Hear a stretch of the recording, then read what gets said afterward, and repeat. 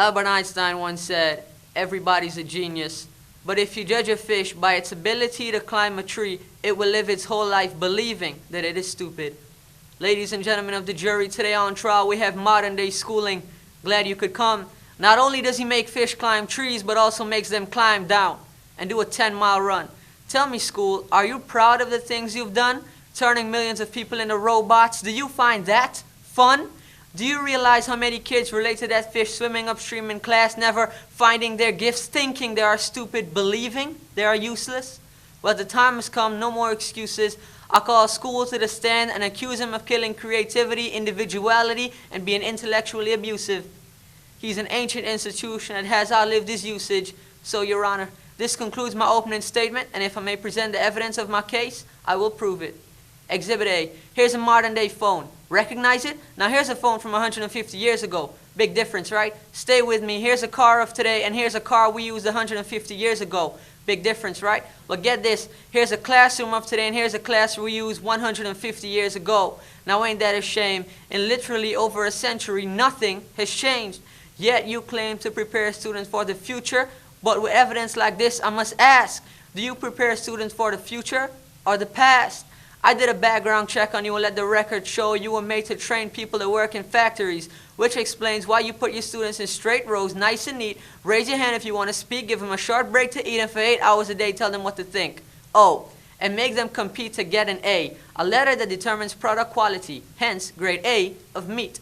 I get it, back then times were different. We all have a past. I myself am no Gandhi, but today we don't need to make robot zombies. The world has progressed, and now we need people who think creatively, innovatively, critically, independently, with the ability to connect.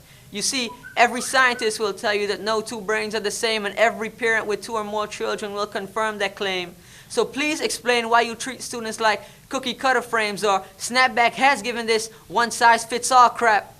But if a doctor prescribed the exact same medicine to all of his patients, the results will be tragic. So many people would get sick, yet when it comes to school, this is exactly what happens, this educational malpractice where one teacher stands in front of 20 children, each one having different strengths, different needs, different gifts, different dreams, and you teach the same thing the same way? That's horrific, ladies and gentlemen. The defendant should not be acquitted. This may be one of the worst criminal offenses ever to be committed. And let's not mention the way you treat your employees. It's a shame. I mean, teachers have the most important job on the planet, yet they're underpaid. No wonder why so many students are shortchanged. Let's be honest. Teachers should earn just as much as doctors, because a doctor can do heart surgery and save a life of a kid, but a great teacher can reach the heart of that kid and allow him to truly live. You see, teachers are heroes that often get blamed, but they're not the problem. They work in a system with not many options or rights. Curriculums are created by policymakers where most of them haven't taught a day in their life. Just obsessed with standardized tests, they think bubbling in a multiple choice question will determine success. That's outlandish. In fact, these tests are too crude to be used and should be abandoned, but don't take my word for it.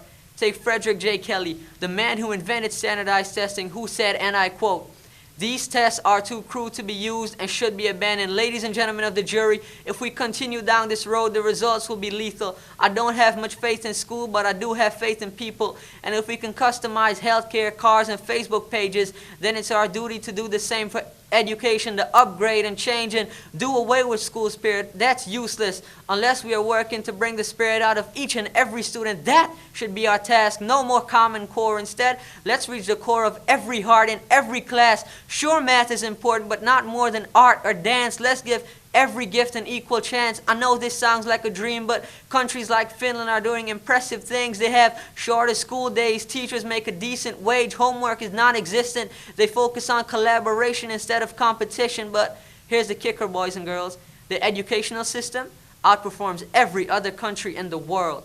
Other places like Singapore are succeeding rapidly. Schools like Montessori, programs like Khan Academy, there's no single solution.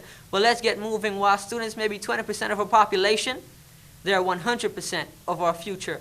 So let's attend to their dreams, and there's no telling what we can achieve. This is a world in which I believe, a world where fish are no longer forced to climb trees. I rest my case.